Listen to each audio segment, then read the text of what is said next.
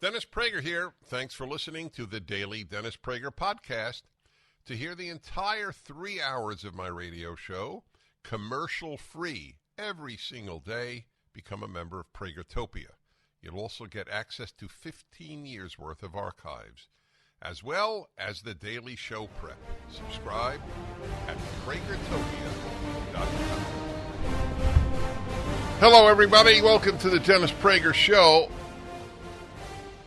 Obviously, some comments are necessary with regard to former President Trump's speech last night announcing that he intends to run in 2024.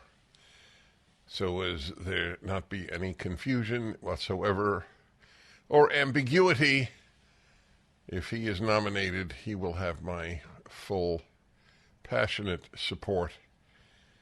My view has always been that the most important issue is defeating the destructive, nihilistic, toxic left. The liberal could do it in a nanosecond by voting his or her values. Liberal values are not left-wing values, but liberals vote left. Some people are annoyed at me for constantly making the distinction between liberal and left. Our only hope of having liberals vote their values and not vote left is to keep reminding them that they don't hold left-wing values. If you just lump liberals and left together because they vote the same, then there is no hope in winning over a liberal. And there is hope. There is hope. Just some people have to do it. Ron DeSantis did it, obviously. First time Miami-Dade voted Republican in 20 years. Florida has the most imbalanced pro-Republican state legislature, I think, in its history. You don't think it can be done? I think I do it every day. I think PragerU does it. I think Daily Wire does it. I think TPUSA does it. I think that all the great websites are doing it, if people actually would read them. That's the issue. We have to get liberals to read these things. Of course this can be done, and by politicians. If it isn't done, then we have to look at ourselves. Why are we not more persuasive with regard to liberals?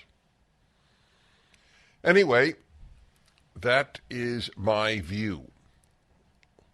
I don't think it is the view of all Republicans, and some of them are friends, I mean serious friends. Some of them are you listening to this show right now.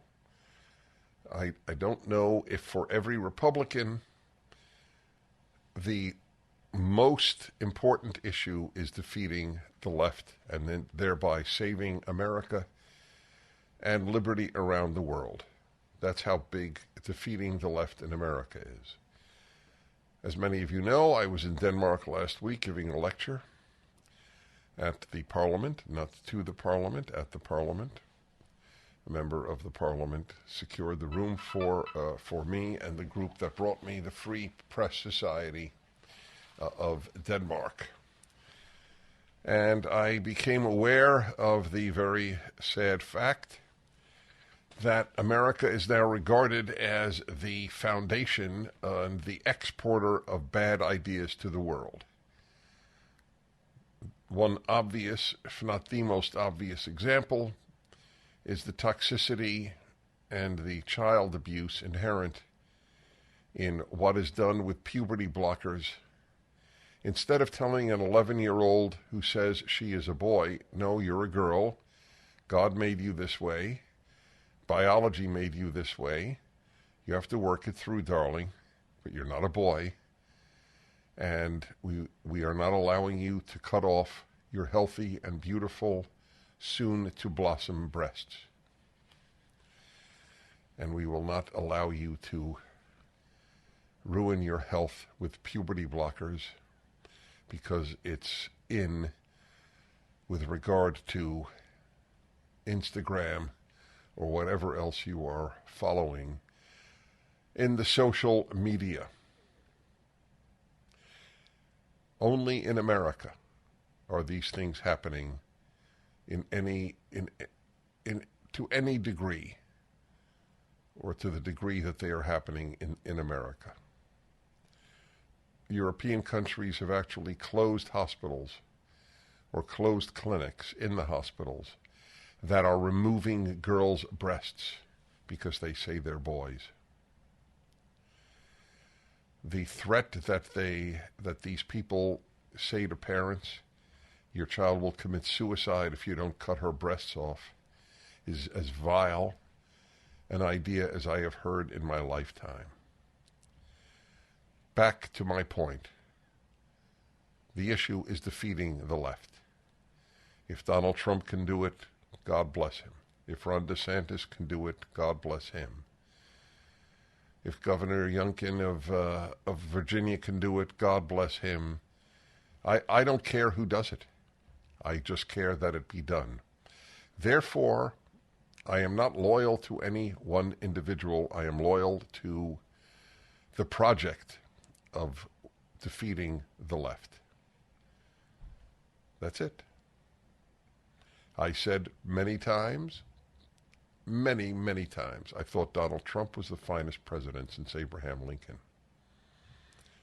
Not in terms of his personality, but in terms of what he accomplished for the country, which frankly is overwhelmingly all I am concerned with regard to a president or a governor or a mayor or a city councilman. What did you do for the community which elected you? That's it. That is the question. Would I like the person to also have sterling character, like Abraham Lincoln did? Yes, I would. I live on earth, however. I do not make utopian demands. I have a hierarchy of desires. And my first desire of a president is that he, and thus far it's only been a he, do a good job as president. An interesting and important thing for you to understand is what happens if you Google Trump speech. Maybe I'll do Trump speech Mar-a-Lago, see if that gets, let's see. So, let's see. No, that gives you actually old speeches. It's hard to isolate in a search. My point, however, is that if you do search his speech on Google, you will come up overwhelmingly with negative reports of the speech. There is no doubt in my mind, of this I am certain, this is not a conspiracy. Well, it is a conspiracy, but it's not conspiratorial on my part. It's conspiratorial. In reality, Google has algorithms that work on behalf of the Democratic Party and against the Republican Party. I had a liberal Democrat, brilliant man, who works on these matters in the world of high tech, and he has devoted years now to studying Google and to studying the internet. And it is as clear as a bell that YouTube bends towards the Democratic Party in search results, resulting undoubtedly in more votes than they would have had if Google were honest. All I found, aside from the Fox News report, all I found scrolling down were basically fact checkers of Donald Trump's speech. If you put the words Biden speech in Google, you don't get fact checkers coming up, certainly not fact checkers who presume to or who claim that he told lies, which he does far more than Donald Trump does. That's as newsworthy as the actual announcement on the part of Donald Trump. The Wall Street Journal is not thrilled with him as a candidate, although they backed him for the 4 years he was president, and that is a very important thing to be noted. They fear that he is unelectable at this time. I don't know whether they are right, but I do believe that you have a moral obligation to ask that question, depending on whom you support. History repeats itself, and we're seeing that play out with inflation. When Jimmy Carter took office in the late 70s, gold sold for $140 an ounce. By 1980, the price of gold topped out at $870 an ounce. If today's market performs like it did when Carter was in office, the price of gold could skyrocket from $1,800 an ounce to $9,300 an ounce. This is Dennis Prager for AmFed Coin and Bullion. Don't miss out on a great opportunity to purchase precious metals while the prices are still stable. If history repeats itself, we'll see a run on gold, silver, and platinum that will certainly drive up prices. Be smart and buy now, as I am. At AmFed, you're dealing with specialists who provide you with personalized attention, honest information, and sound advice. You'll never be pressured into buying outrageously priced so-called collectible coins or anything that you don't need. Take advantage of today's prices. AmFed Coin and Bullion, 800-221-7694. AmericanFederal.com, AmericanFederal.com. The first hour of my show, I usually do most of the talking, if not all of the talking. This is a perfect example of the uniqueness of talk radio. Get a chance to hear what people are thinking, how you react to Donald Trump's announcement. A legitimate question is, should he have waited until after the Georgia primary? Runoff. The Georgia runoff. I think he should have. And I worry that Republicans just may not flock to the polls thinking that it is not an urgency, while Democrats do think it's an urgency to stop Donald Trump. The Democrats are as anti-Trump as I am anti-left. They're anti-Republican, that's clear. But Donald Trump is Dracula to them. He's Dracula to some Republicans, sadly. The never-Trumpers who put their emotions before their mind. They didn't ask, is he doing good for the country? They asked, is he an obnoxious personality? And whether you think he is or not, that's what they asked. It is so easy for people to get their eye off the ball.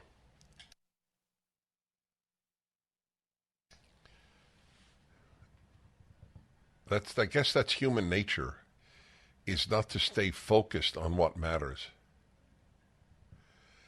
I do believe that I do. Liberty matters.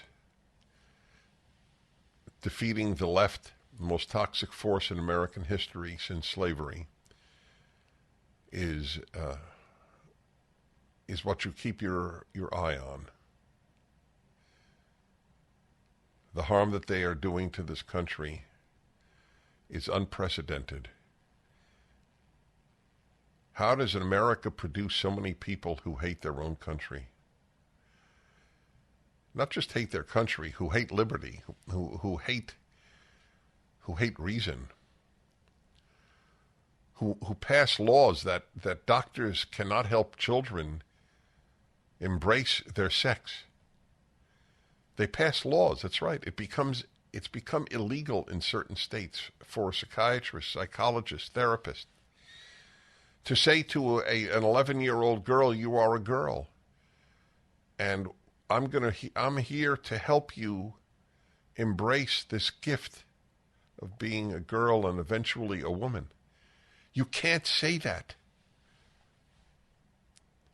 It's unbelievable. Who would have predicted this? These are the things that animate me. The idiocy of mandating electric vehicles by 2035. You you won't be able to sell a new gas-powered car in California? You think that will affect the world's temperature in any significant way? Bjorn Lomborg has over and over again shown how minimal the effect of that is in terms of temperature. But it is so maximal, if that is a word, in terms of disrupting society. I have an article here on that very issue. And I'd like to bring it to your attention. What's going to happen when trucks have to use electricity, electric trucks? Let's see, I probably have it on the computer. It's very important, so give me a moment. And yeah, here we go. In Bloomberg, electric truck stops will need as much power as a small town. Yeah. According to a sweeping new study of highway charging requirements conducted by utility company National Grid PLC, researchers found that by 2030, electrifying a typical highway gas station will require as much power as a professional sports stadium. And that's mostly just for passenger vehicles. As more electric trucks hit the road, the projected power needs for a big truck stop by 2035 will equal that of a small town. Where are we going to get all that electricity? Here in California, we were warned that we wouldn't have air conditioning on certain days in the summer. And we're going to power 40 million cars and all of these trucks. Even the authors who planned the study were caught off guard by how quickly highway power demands will change. A connection to the grid that can handle more than 5 megawatts takes up to 8 years to build, at a cost of tens of millions of dollars. If power upgrades don't start soon, the transition to electric vehicles, let alone electric trucks, will quickly be constrained by a grid unprepared for the demand, warned Bart Franey, Vice President of Clean Energy Development. He's for Clean Energy Development at National Grid. Yeah, that's quite something. It's the make-believe world of the environmentalists. So how did you react to last night's announcement? Is the Wall Street Journal correct in pointing out and claiming that Arizona, for example, which should have had a Republican senator and a Republican governor elected, because of their maintaining with passion that the last election was stolen, lost the election in Arizona? Is there merit to that argument on the part of the Wall Street Journal? Back in a moment. You all have helped build MyPillow into the incredible company it is today, and have trusted in Mike Lindell to give you a great night's sleep. On top of the special available to my listeners on the Percale and Giza Dream bed sheets, marked down as low as $29.98, Mike is now changing the game with his 3-piece towel set. This set is made with USA cotton, making it extremely absorbent, yet still providing the soft feel you look for in a towel. This set comes with 1 bath, 1 hand towel, and 1 washcloth, typically retailing for $49.99. For a limited time, you can get this 3-piece towel set for the low price of $19.98 with the promo code Prager. Don't miss out on these extraordinary offers. There's a limited supply, so be sure to order now. 800-761-6302. Use the promo code Prager or go to MyPillow.com, click on the radio listener square, and use the promo code Prager. All right, I'm very, very interested in getting your feedback here. In the straw polls, or whatever term would be used in the polling in Iowa and other states, DeSantis is more favored than President Trump. I beg Trump supporters to understand that any Republican is better than any Democrat. That the gulf is unbridgeable. That's it. That's all I'm asking. I'm asking of people. I was a passionate defender of the president. I claim to this day, I said to his face at Mar-a-Lago a few months ago, thought he was the finest president since Abraham Lincoln. Can't get more supportive than that. But my bigger agenda than Donald Trump is defeating the Democratic Party, which is now a left-wing party for the first time in American history. It was largely liberal. It is now left, and the left destroys everything it touches. There has been no exception since Lenin in 1917. Okay, let's get your calls. I'm very, very interested. If there is any audience that is large and filled with people who are pro-Trump, it would be my audience. So I'm very interested to hear from you. Let's go to Glenn in Phoenix, Arizona. Hello. Yes, sir, Mr. Prager. So I hold the same position that you do, but I have family, in particular my mom, and she's on our side, but there are people that are enamored with the personality of Donald Trump. I personally love what he did. My only caveat with you is I think he's the second best president since Lincoln. I think Ronald Reagan was, but that's here nor there. He was a great president. I'd support him in a millisecond. But my concern is that he's gotten more toxic over the years, and there are people, not only on our side, but independents that won't support him. So what I'm concerned about, this is what I told the call screener, is everybody talks about the never Trumpers, but I coined a phrase called the always Trumpers, that I'm afraid that to the extent that Trump is not the nominee, whether it's Pompeo, DeSantis, a Dr. Carson, or Larry Elder. I would love Larry Elder. I'm concerned that those people will stay home. Great. Yep. Yeah, I'm concerned that those people will stay home. So there are people that I believe that are enamored with the personality. So your term should be slightly modified. It's not always Trumpers. It's only Trumpers. Amen. That's a better term then. I'll use that now. Only Trumpers. And so I am concerned about them because they have this sort of dichotomy that only he can do it. Only he can defeat the left. Only him. And I'm concerned that they've kind of erected him almost as a savior. He's a great man, and I'd support him in a second. But I don't know where we are going to go. Right. So what were you saying? Was it your mother or mother-in-law? What were you saying? It's my mom. I mean, she will support. I've said this before, and I say it kind of tongue in cheek, but she almost looks at him like he's sinless. Like there are people that. So all right. So this is perfect. So would she vote for anyone other than Donald Trump, or would she stay home? I don't know, and I will ask her that this week. But that's my concern. Well, all right. Well, ask her and call me back. I'm not kidding. I'm very, very interested in getting your mother's reaction to that question. All right, let's see here. In Naperville, Illinois, Gary, hello. Hey, thanks a lot. I appreciate all the wonderful things you do. Thank you. And the university and all. And I agree with the last caller, but also I wanted to add in this, and I'm just, get with your wisdom, we have to figure this out. You're around my age. I'm 68. I've followed politics with my dad since I was young, and what I've seen is the press, which is corrupt leftists, have smeared anyone who gets into leadership. Probably back to Dewey, but certainly they didn't do it to Eisenhower because he's a hero. But Nixon, Reagan. I was a teacher. They call him Ronald Reagan, and everyone who comes up as a Republican leader, they turn into this evil. That's true. They said if Barry Goldwater wins, there'll be a nuclear war.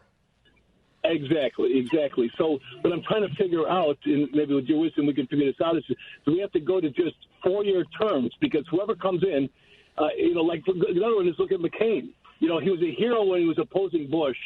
Then he was running. That's right. No, you're entirely right. He's a hero again. That's correct. You're entirely right.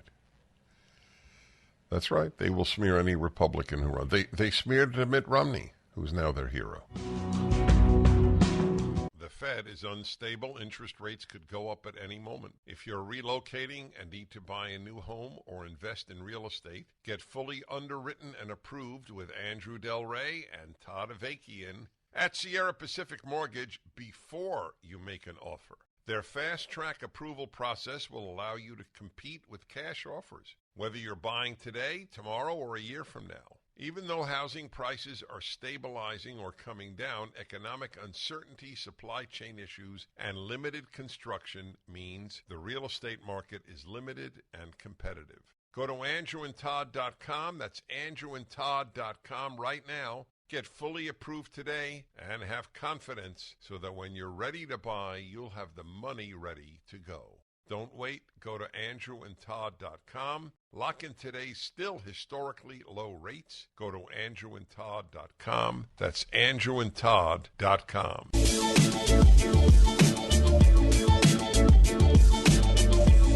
All right, all Dennis Prager here.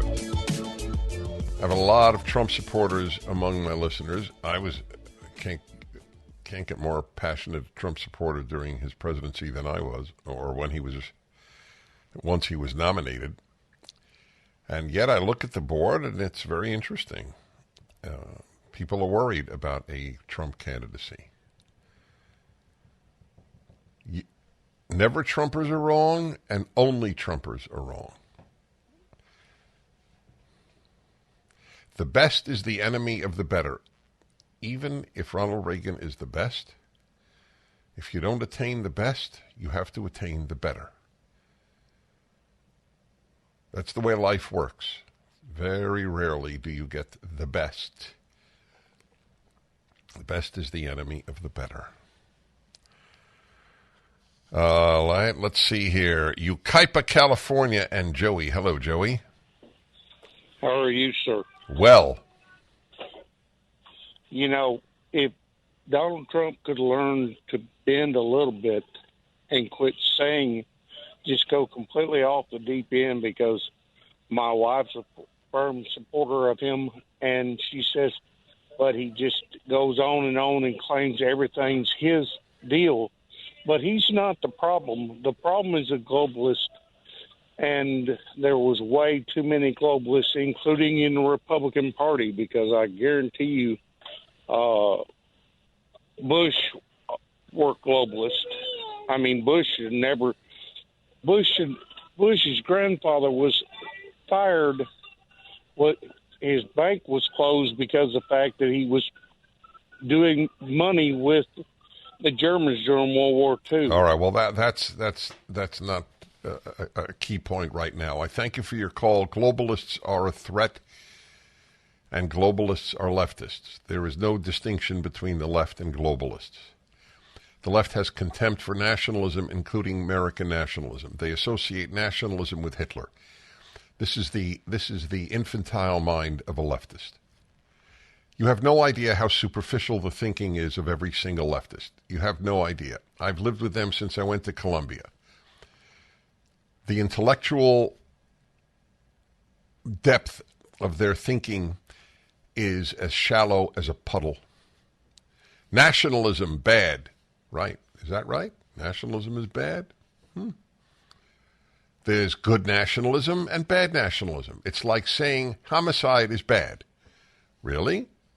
Homicide, when it is conducted against a guy shooting children in a school, is good.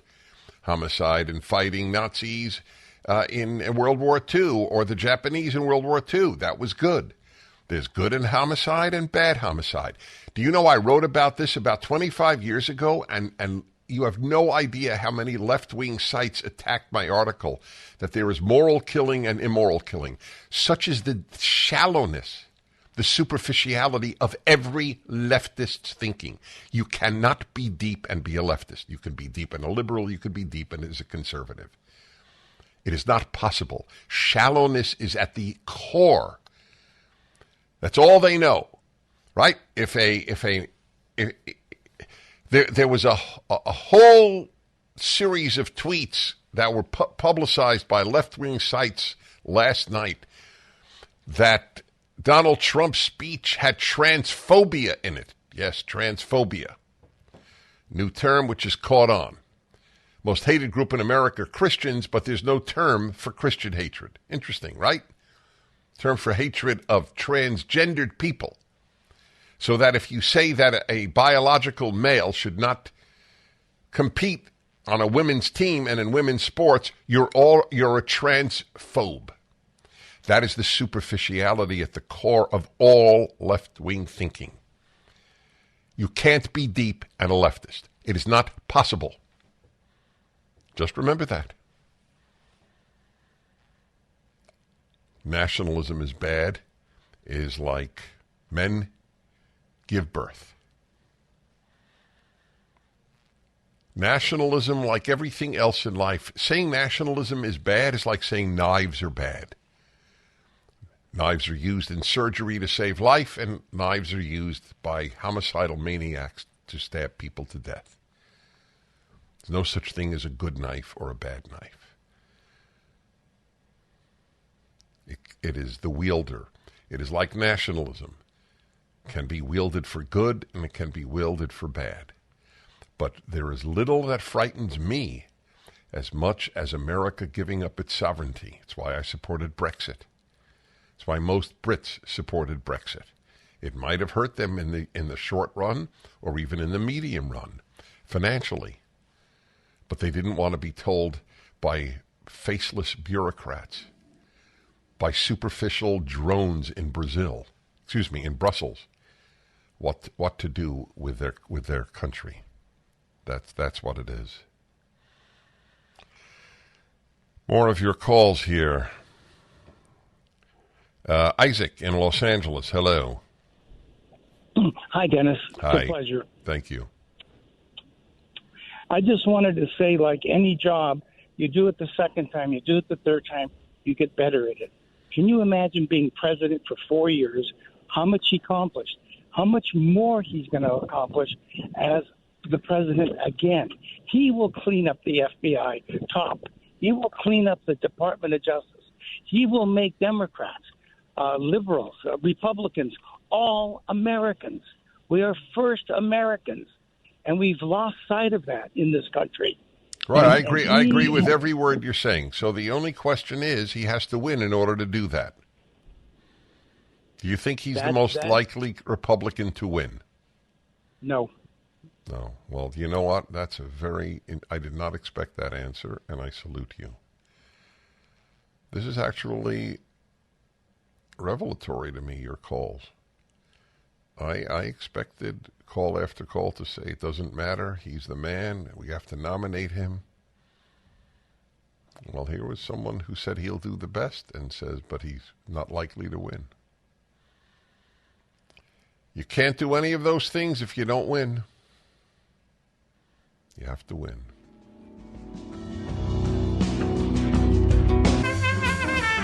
Okay, all Dennis Prager here. Beth in Adel, Georgia. Hello, Beth. Hi.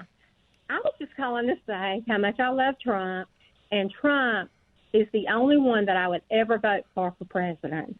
He started all this to get us out of the hole we were in with the deep state and everything. And I do not trust anyone coming up, not even DeSantis, because he's a good governor, but I do not like who's backing him because it just tells me. Who's backing him? Wall Street. I'm sorry? Wall Street? Wall Street. Uh-huh. Mm-hmm. And they said that yesterday. So you would rather have Joe Biden or Kamala Harris than Ron DeSantis? Well, I'm not. No, you have to answer. You have to answer that, Beth. No, I had not rather have them. I'm sorry, I'm not following. I will never vote for a Democrat. Right, but if you're a Republican who doesn't vote for someone other than Trump, you are voting for a Democrat. No, I would vote for DeSantis. Oh, you would? You called up and said you would only vote for Trump. I would. If Trump's running, I only will vote for Trump. No. Well, of course, me too. But you would vote for another Republican if Trump were not the nominee. Oh, of course. Oh, okay. Bless you. Okay. That was not clear from the beginning. That's my worry, is that there is some percentage of Republicans who would not vote for anyone other than Donald Trump. That may be selling Trump supporters short. It's hard to imagine that if asked that question, would you prefer a Democrat over any Republican other than Donald Trump, that they would say yes. So I don't want to sell Trump supporters short. Passionate support of Donald Trump, I understand. Not voting for another Republican if one is nominated, that I don't understand. But I don't know how many of those there are. I thought Beth was one of those, and turns out she isn't. That was a relief, and that is very important.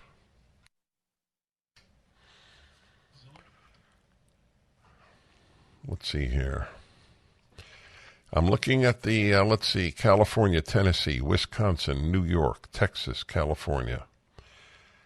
So that's interesting. Every call is more or less supportive of my position.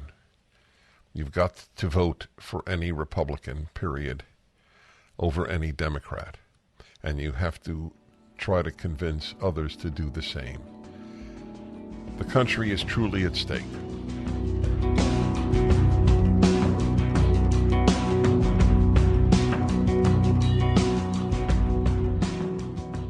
Yes, go on.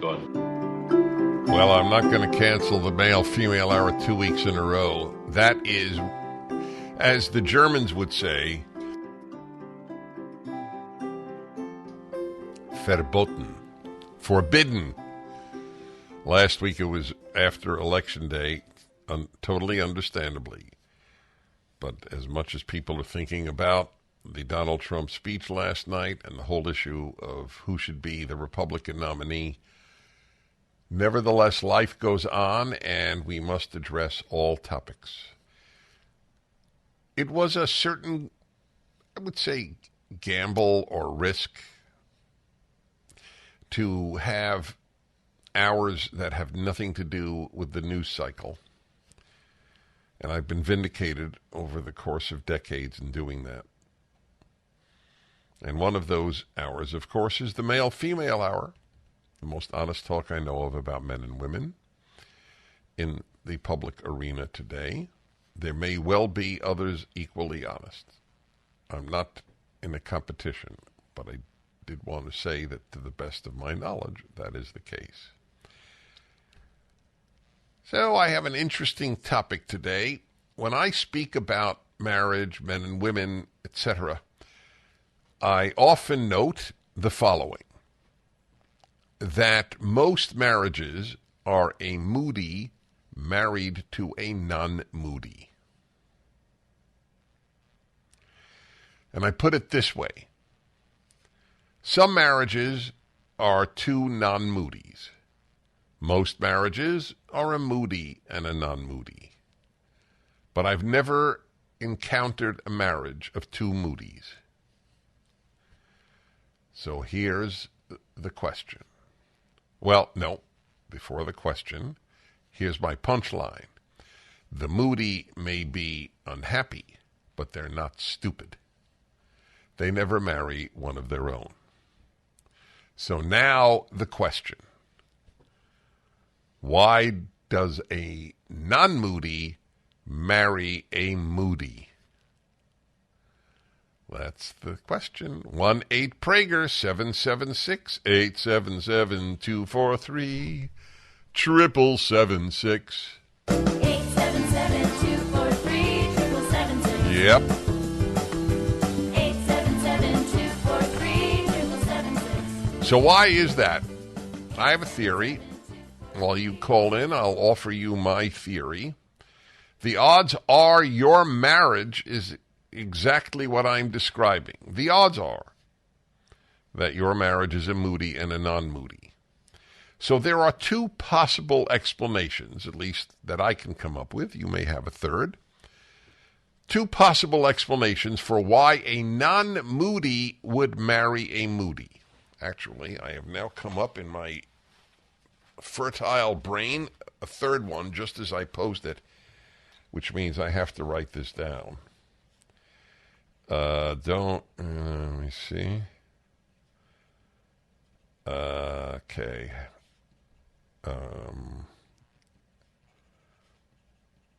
Don't know. Okay, I got three responses. Ready? Not in any order of importance. One is that the non-moody does not know how moody the other person is when they marry. And that's a toughie. Because it suggests that the non-moody did not allow his or her moods to be manifested while dating. We have a term for that. It's called false advertising. Buy our car. We happen to know that there is a flawed steering. It comes with flawed steering. But when you test drive it, we make sure you don't experience it. Dating is a test drive, and a lot of the moodies don't allow their moodiness to manifest itself while dating. That's possible reason number one why a non-moody would marry a moody. Number two, the non-moody knows that the person that they will marry is moody, but they don't know how problematic that is in a relationship. It only becomes apparent over the course of time in marriage. You can put up with a lot of things while dating because you're falling in love or you are in love and you're crazy about the person, and so he or she has these moods. I'm not happy about it, but, big deal. I can live with it. But after many years, I can live with it is not as true as it was when you were dating and falling in love. That's explanation number two for why a non-moody would marry a moody. And explanation number three is that a lot of happy folks, the non-moody, if you will, have a sort of messianic complex. They feel that they can save the person. They can make that person happy. A lot of happy people, understandably, I might add, think of themselves because they know that happiness is contagious. It is. Smile and the whole world smiles with you, as the classic song goes.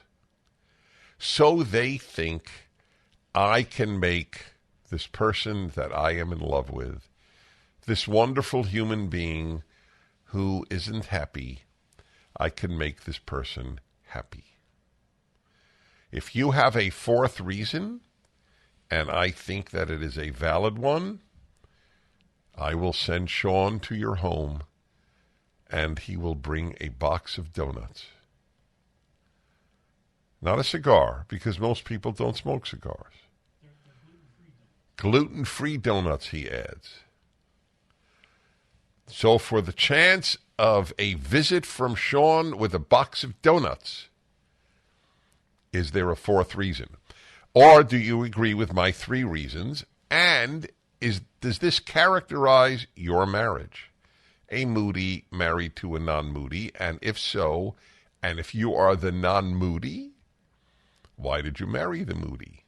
If you are the moody, how do you react to my three reasons? You faked it during dating, the person just didn't think it was that important, or 3, your happy partner thought that he or she could fix you. Which goes, by the way, to a very important point that I make in my book on happiness. Happiness is a serious problem. The only person who can make you happy is you. That's a revelation to most people.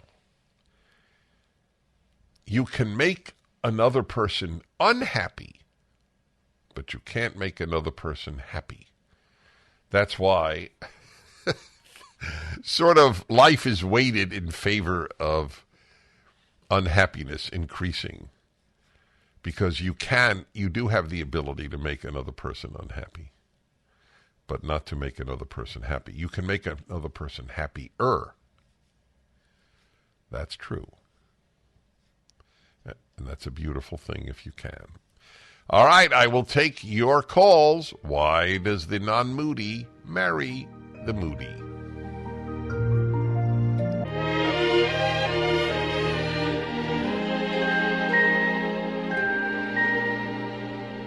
Smile, though your heart is aching. Smile, even though That's right. it's Smile, though your heart is aching. There was more wisdom in popular music in the 30s and 40s and 20s probably than at any university, virtually any university today. I mean that completely, sincerely, and rationally. This is the male-female hour. Every Wednesday, the second hour. Why do non-moody people marry moody people? I gave 3 possible explanations. And let's go to your calls. This is a true life learning hour. All right. Los Angeles, California. Scott, hello. Hi, Dennis. It's a privilege to speak with you. Thank you.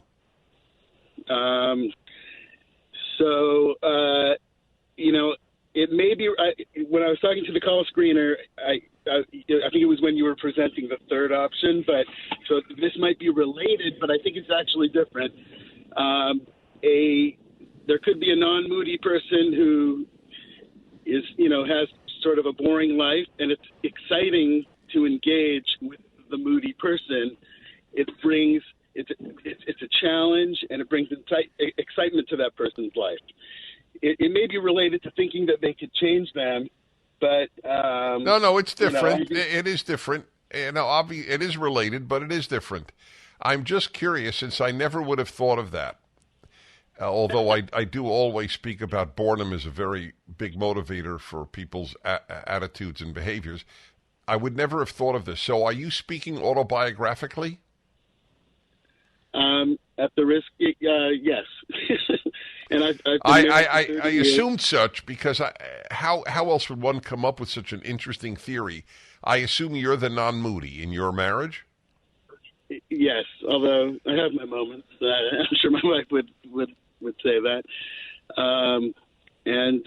So you actually saw this as an experiment or a challenge? I mean, not necessarily consciously, but after staying married for so long, I've accepted the challenge and felt that. But all right, so putting aside the fact, I have strong love for my spouse. Right, I was just going to say that. So putting aside the fact that you love her, and I assumed that from your tone, putting that aside, would you say that it was an unwise idea to think of this as a desirable challenge? I think for most people, yes, that is a true statement. If you know everything up front, it would not be a smart move to move forward.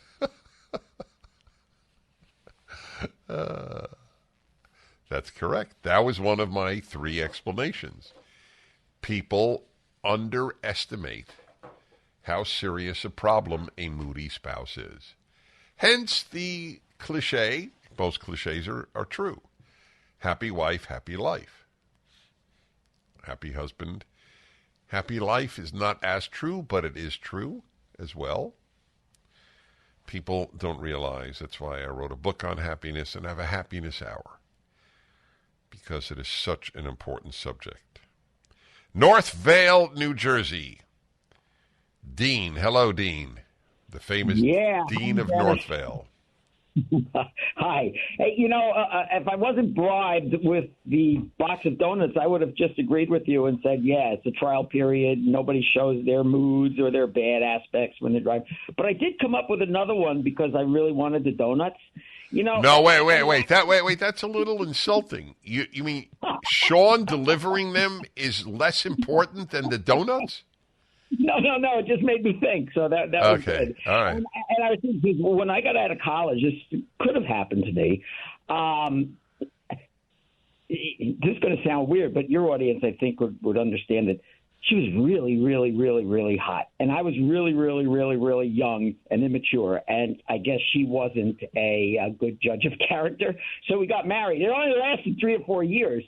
But, I mean, that's another reason that you could be faked out. Oh, yeah. No. Well, of course. I said that. You're crazy in love and, the physical attraction is intense. I included that. Your point is well taken. That's right. When you don't think rationally when you fall in love. It's very hard. Do you know that I thought for much of my life that the most powerful single emotion is, I know this sounds dark, but is hate. I've seen so much horror coming from hate. And then I started thinking about it and experiencing it, and I would say that when you fall in love, it takes you over more. Maybe there are people who've been taken over by hate because something horrible happened to them or whatever. I don't know. But I by the way, now I still think that there was a period of time where nothing rivals falling in love. So that's why you have to think rationally at the same time. If the person is moody, you overlook it because you're falling in love and falling in lust and all of that. But I'm not saying you shouldn't marry a moody person. I'm saying you better do it with your eyes open. That's all. You're not going to change them. That's not in your capacity. And over time, it can wear down even love. That's why I beg the moody to work on their moods, or at least not express them. You can express unhappiness, but you can't be moody. That's a better marriage.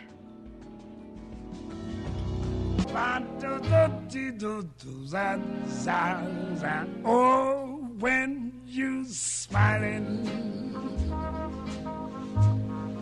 when you smiling,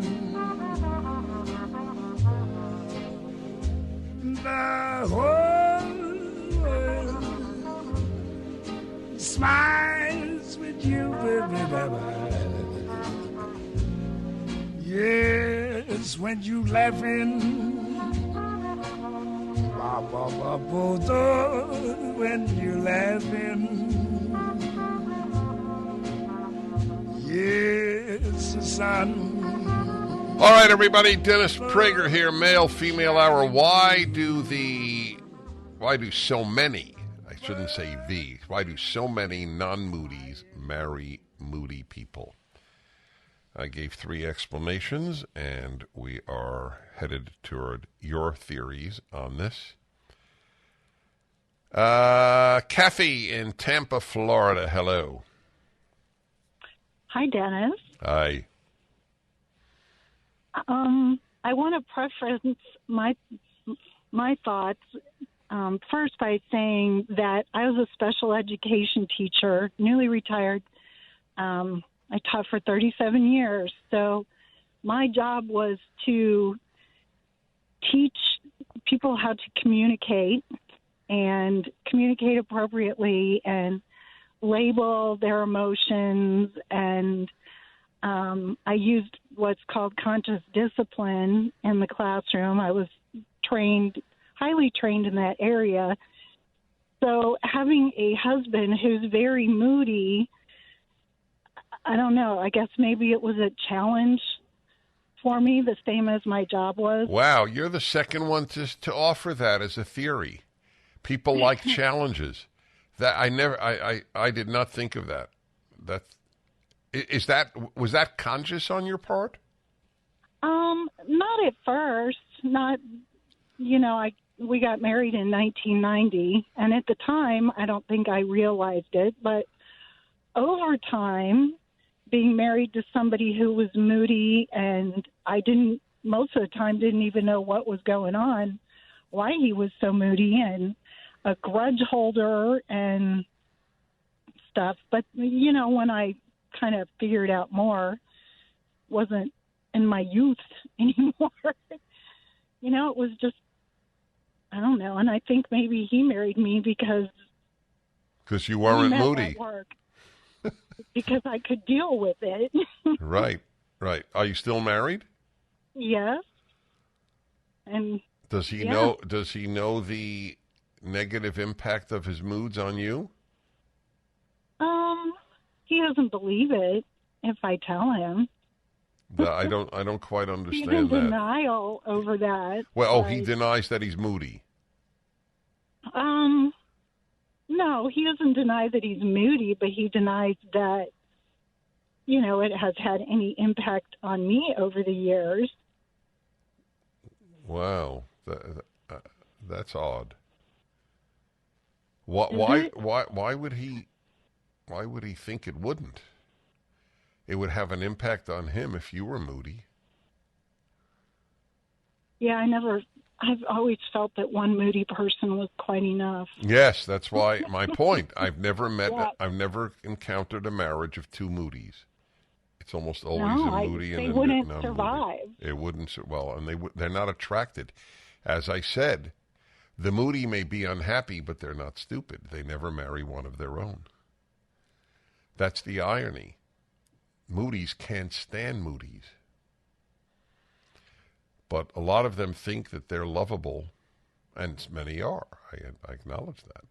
Otherwise, none of them would be married.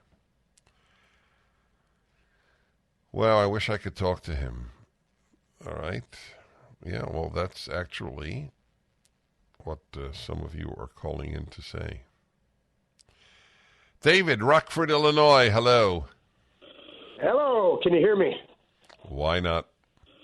Awesome. So, Mr. Prager, I got to say thank you for letting me take your call. And I have two possible reasons. We'll start with the one I gave your screener, and it goes like this. Once upon a time, a non-moody married a person who wasn't moody at the time. But over the course of time, an exposure to life and the challenges that are presented through being married and the rest of our lives, and liberty and loss of liberty, and the pursuit of happiness, and all that comes with that, has made me moody. I'm the moody. My wife is the ray of sunshine. And so the point being is sometimes the moody person wasn't always moody. That's interesting. Yes, that is interesting. Transformative. By the way, I have a vindication of your comment. A friend of mine told me about 5 to 10 years into his marriage, he said to me, I'm put you on hold, stay on with me. He said to me, one of the things I've discovered being married is how moody I am. Not I, Dennis. He was speaking about himself. That's a very interesting take on this matter. That the moody did not start out moody, and through no fault of of the spouse got moody because of life. Well, all right, I'm gonna ask him more questions.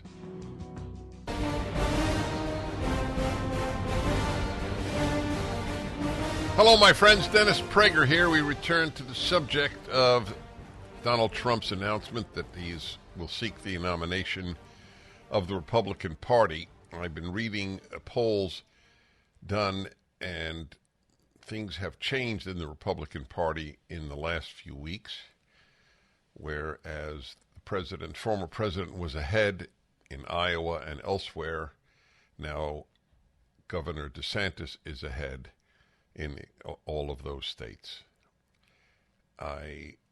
Anything could happen in politics, but I don't foresee that changing at this time. My own position is I will support, needless to say, any Republican, because any Republican that I can think of is better than any Democrat that I can think of at this time. It was not always the case, but it is the case today. The Democratic Party is no longer a liberal party. It is a left-wing party. And as such, remember, everything the left touches, it damages and usually destroys. So that's my position. However, there are questions that are raised. Before I raise some of those questions, listen to this. This is a very, very significant point that is made in the Wall Street Journal today. Republicans appear set to take the House with a historically small margin. If the GOP winds up with, say, 221 seats, that equates to 50.8% of the chamber's 435 total. Yet in House races overall, this is the point here, this is very important. The popular vote for Republicans is beating Democrats by 4.4 percentage points. So does this mean U.S. democracy is structurally rigged? Don't the Democrats keep saying that it should be the popular vote by which we assess not only who is elected, but that should be reflected in our electoral institutions, right? Well, if that is the case, it's not fair to Republicans that they are winning the popular vote for the House by 4.4%, but they are only having a much, much smaller percentage of more seats. So the House, by Democrats' own reckoning, is not democratic. As astute readers are probably already yelling into their coffee that the House popular vote is not a thing that, strictly speaking, exists. Rather, the U.S. has 435 House races in 435 separate districts. 'Twas ever thus. Yet for years, progressives have pointed to similar figures in the other direction as proof that democracy is fundamentally broken. Quote, this is from a headline in the New Yorker in 2014. Has gerrymandering made it impossible for Democrats to win the House? Well, they won it in 2018 and again in 2020. A New York Times writer nonetheless fretted in 2020, gerrymandering and geography mean that Democrats need to win a substantial majority in the House popular vote to take the gavel. But it's not true. They almost took the gavel and they have a minority of the House popular vote. So the next time you hear about, oh, it's not a democracy because the popular vote doesn't elect the president, well, the popular vote doesn't elect the House.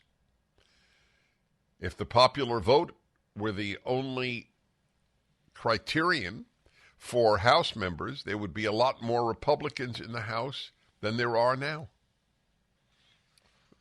Good point on the part of the Wall Street Journal.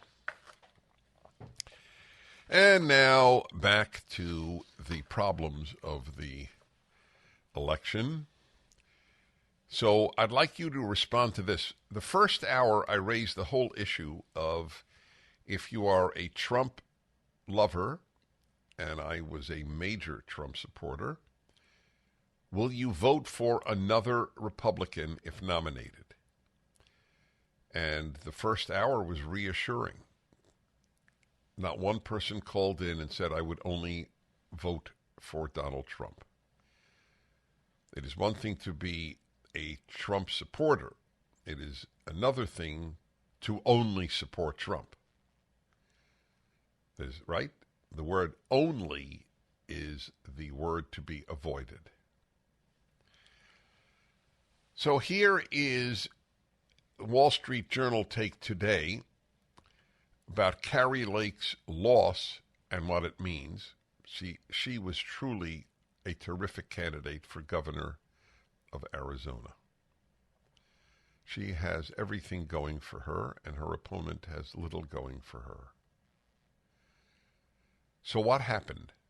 What happened in the senatorial race in Arizona and others? Here's the take of the editorial board of the Wall Street Journal. And if you can't dismiss them as rhinos, they are not rhinos at the Wall Street Journal editorial board. I mean, I've had some of their members, like Dan Henninger and others, regularly. And these people can't stand the Democrats. These people were major defenders of President Trump and his presidency. Kari Lake, a former TV news anchor, had all the sparkling charisma that Donald Trump's other favorite candidates lacked. She loved telling off journalists. She called 2020 a corrupt, stolen election, and she repeated that line to the bitter end. As Mr. Trump bragged in a phone call captured on tape, if they say, "How is your family?" she says the election was rigged and stolen. But she lost 49.6% to 50.4%, according to the latest data. The Democratic gubernatorial nominee, Katie Hobbs, ran an uninspiring campaign and went all in for the teachers' union. She still won. God, to go all in for the teachers' union is to go all in for hurting children in schools, period. No one does more damage to children in America as a group than teachers' unions. She still won. As a reminder of how winnable Arizona should be for Republicans, this is important. Governor Doug Ducey, Republican, was reelected in 2018 by a whopping, I'm adding the words whopping, a whopping 14 points, and is finishing a highly successful second term that includes statewide school choice and a 2.5% flat tax. Abraham Hamadi, the Trump-endorsed Republican candidate for Attorney General, promised a, quote, day of reckoning for those who worked to rob President Trump in the rigged 2020 election, unquote. That race isn't called yet and could go to a recount. But Mr. Hamadi is currently losing 49.9 to 50.1. Mark Fincham, the Trump-endorsed Republican candidate for Secretary of State, essentially made himself a walking referendum on 2020 fraud theories. He lost 47.6 to 52.4. Blake Masters, the Trump-endorsed Republican candidate for Senate, said in an early ad, "I think Trump won." After he captured the GOP nomination, he tried to pivot by decrying the influence of big tech while saying he saw no evidence of fraudulent vote totals. That earned him a debasing rebuke from Mr. Trump. Mr. Masters lost 46.5 to 51.4. Notably, the GOP wipeout didn't go all the way down the ballot. This is important. Republican State Treasurer Kimberly Yee sailed to re-election 55.6 to 44.4. Curious, yes? Mr. Trump might retort that this race was relatively low profile and the Treasurer's office has been Republican for decades. On the other hand, doesn't that make it a proxy for generic GOP support? Look at the raw totals. Mr. Yee won roughly 115,000 more votes than Ms. Lake. The GOP also won 6 of 9 Arizona House districts, and Republicans in those 9 races received 50,000 more votes than Ms. Lake. Both figures are well above her losing margin. Your reactions coming up. Lately I've been feeling this way. Tell me if I'm wrong. Play that little montage of the former president's announcement last night. In order to make America great and glorious again, I am tonight announcing my candidacy for President of the United States. Together we will be taking on the most corrupt forces and entrenched interests imaginable. Our country is in a horrible state. We're in grave trouble. This is not a task for a politician or a conventional candidate. This is a task for a great movement that embodies the courage, confidence, and the spirit of the American people. This is a movement. This is not for any one individual. This is a job for tens of millions of proud people working together from all across the land and from all walks of life, young and old, black and white, Hispanic and Asian, many of whom we have brought together for the very, very first time. This will not be my campaign. This will be our campaign all together. That was a series of interesting takes. He knows, which is to his credit, that he can't, at least rhetorically, just make it about himself. I will save the country. We will save the country. Anyway, I wanted to play that for you. The Wall Street Journal editorial is pretty powerful, if it's accurate. And it's one of a number of pieces that I have read in conservative sources that candidates that emphasized their belief that the 2020 election was stolen did not fare well. Is that true? Well, based on what I read, it seems to be. It's not universally true, obviously. Anyway, it describes Carrie Lake, who should have won. And she was so far superior to her Democratic opponent in every way. And it's painful to me because I think very highly of her. I think highly of Blake Masters, who didn't win for the Senate. Anyway, they show this. This is really something. The GOP won 6 of 9 Arizona House districts, and Republicans in those 9 races received 50,000 more votes than Carrie Lake. Both figures are well above her losing margin. What explains the gap? According to exit polls, Ms. Lake lost independents by 7 points and moderates by 20. At the same time, she lost 9% of self-identified Republicans. So let me go to the third rail on this one, because I tell you what I think. Whether or not one believes that 2020 was decided fairly, and I have questions, that is not what we can run on. And for the record, I regard Joe Biden as the President of the United States. I consider him a despicable human being. I think he's done more damage to this country in 2 years than any president did in the history of the United States. But he is, in my view, the President of the United States, nevertheless. So I wanted to make that clear. I have never disliked the president like I dislike him. I remember what I said when Barack Obama finally left office. And of course, I was a talk show host all 8 years of his administration. I had, if I may say, an interesting thought. It may not be accurate, but it was still interesting. I said, been watching this man for 8 years, and I don't know him one whit better than I did 8 years ago. And I would say that to this day. I don't know what's there.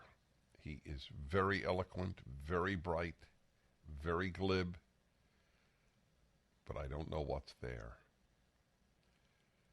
I also know that race relations in this country were better on the day he was elected than on the day he left office, which you would think should not have happened. If anyone could have said to black America, we live in a good country, we live in a good country. Racism is a very small aspect of American life. Had he given that message, a lot of good could have been done and wasn't done. Nearly everywhere, I finished this piece in the Wall Street Journal. Nearly everywhere in competitive races last week, Mr. Trump's endorsed candidates went down in pyrotechnics.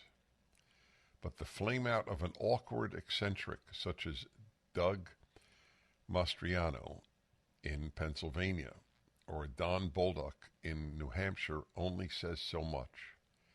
Carrie Lake is a telegenic fraud theorist straight out of Mar-a-Lago casting, running in a historically red state in a year with an unpopular Democratic president and 8% inflation. If Ms. Lake couldn't win on Stop the Steal in 2022, it's hard to see how anyone else can pull it off. Maybe at last the 2020 election is over.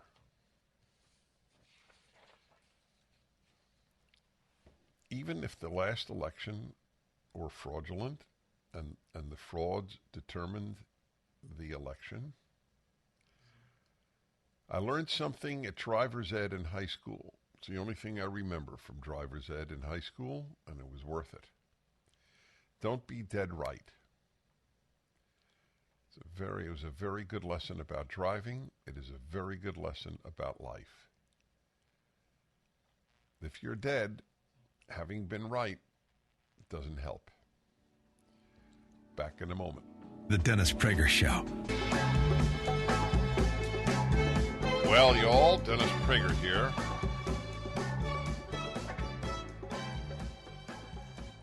Let me see here. Who among you... I guess that person hung up. So somebody called in and said that he or she has the fear that Donald Trump might start a third party. I don't have that fear. Anything is possible in life, but I don't have that fear. He would be regarded as the most destructive Republican in modern history. So it's hard to imagine that he would do that.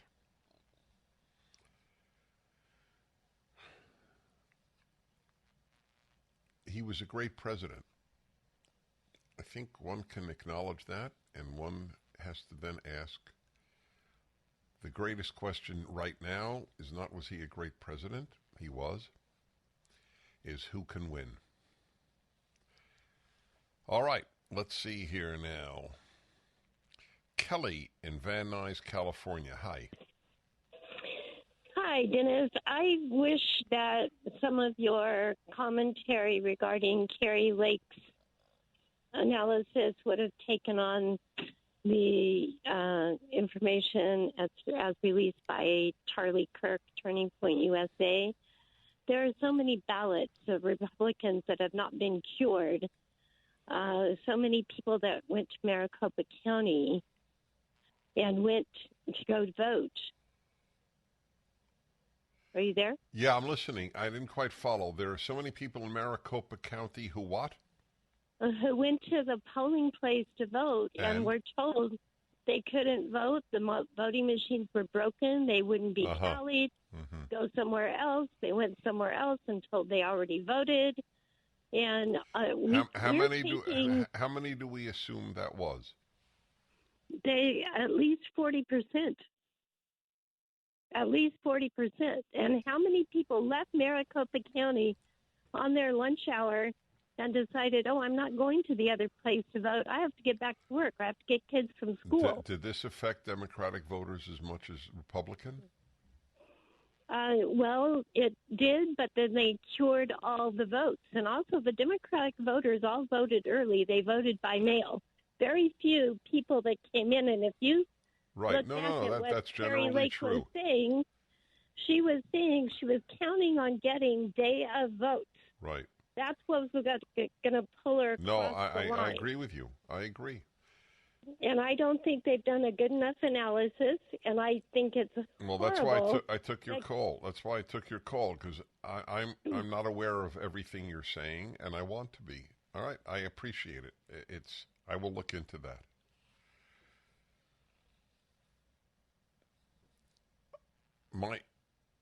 I did not know how much, and I still don't know. I'm just relying on the Wall Street Journal piece that I read to you, and it's not from the news section, it's from the opinion section, which is conservative. The news section of the Wall Street Journal is liberal. So I did not know how much Carrie Lake, whom I have great affection for, great respect for, had her on my show, and I had very few candidates on the show. It's not the nature of my show. And I feel, frankly, I'd be very open with you. It would have helped my cause had she won. She said on my show how much she used PragerU materials for her children. Imagine that, the governor of a major state in this country, and publicly announcing that she used PragerU materials for her children. All we want is that more and more parents use these materials. So on grounds of her being extremely attractive in every way, and therefore material for the future, even in higher office in America, and on the grounds that Arizona needed a Republican governor, and on the grounds that she would have been a great advertisement for the use of PragerU materials for children to try to undo damage done in schools, I really wanted this woman to win. So the question, I don't know, the Wall Street Journal editorial implies that calling 2020 a steal was a theme in her campaign. I don't know how true that is. I just don't think it helps. That's why I said don't be dead right. I don't think that is helpful in getting Republicans elected. I don't think it was helpful in Pennsylvania or elsewhere. Dennis Prager here. Thanks for listening to the Daily Dennis Prager Podcast. To hear the entire 3 hours of my radio show, commercial-free, every single day, become a member of Pragertopia. You'll also get access to 15 years' worth of archives, as well as the daily show prep. Subscribe at pragertopia.com.